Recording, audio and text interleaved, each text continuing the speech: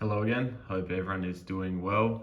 Today's video is going to be a rundown of the cards I picked up in the 2024 calendar year. I picked up 8 cards all up for a total of just over 3k Australian dollars. So I'm looking forward to showing you what I got. The first two, the biggest two of the lot, are 2 dusty DPSs, one in the PSA slab, graded a 6, and one raw. For these higher end cards, I always prefer raw, so I'm gonna try cracking this out of the slab at some point, but I figured there was no real rush in doing that. Price wise, the average for these two was $776, so I think that's pretty reasonable when you compare it to the 2021 heights of over 1,000. And yeah, it's been pretty steady for the last year, so I went ahead and picked up a couple this year, later in this year actually, to go along with the one I picked up last year. So I was super stoked with those purchases, and even more so because I finally got the draft pick platinum as well. You've heard me talk about this card for a long time. It's one of my favorites, and yeah, finally got around to picking it up. And with that, I've now got the full Dustin Martin rookie set. So along with his DPS, his draft pick platinum, also got the other cards from Prestige, the holographic die cut, and then the base, along with the rookie from Champions. So super stoked to complete this set and have it on camera.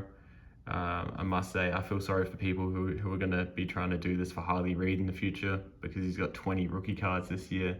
So yeah, I really believe in the 2000s era, because it's much more manageable to pick up every rookie card of someone like Dustin Martin. So those were the first 3 pickups of the year, all centered around Dusty. The next one was Lance Franklin. So picked up the Buddy Franklin DPS. There's a bit of a funny story behind this one, because I only realized when I got here, but it's terribly miscut.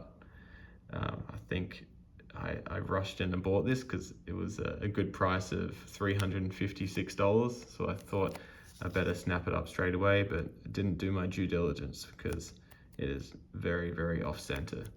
In saying that, the signature is beautiful, which on these cards, that can be kind of rare. So, you know, you win some, you lose some. You got the terrible lineup of the draft pick, but then the signature is great. So just happy to have this card in hand, and like the Dusty, I've now completed the Buddy draft pick rookie set.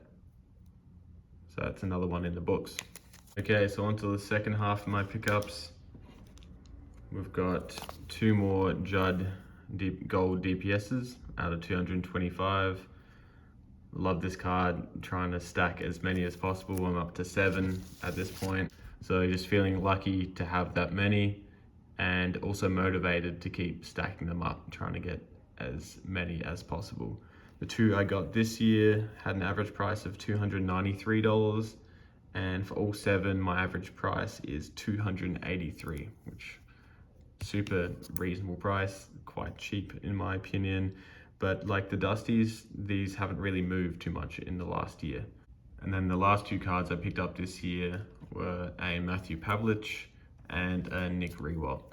So once again, a bit of Groundhog Day, but these are 2 cards I love, and I've now have 7 of the Rewalts and 6 of the Pavliches. So it's great to add another one to the collection for each. I was a tad disappointed with the smudging on the signature. This is definitely the worst copy of Rewalt I have so far. But at the end of the day, there's only 770 of these in the world, so having one, even if it's not the greatest copy, doesn't bother me too much. For the Pavlich, there's 800. So for these 2, I bought them both for $125, and the overall average for all these copies is $108 each, exactly 108 each for both of the cards. So that's the summary of my pickups for 2024. Another great year. Looking forward to 2025. Might be the year of paying a bit more attention to the quality of the cards before buying them. So that's one New Year's resolution for me. But I hope everyone had a great New Year's, and I'll see you again soon. Thanks.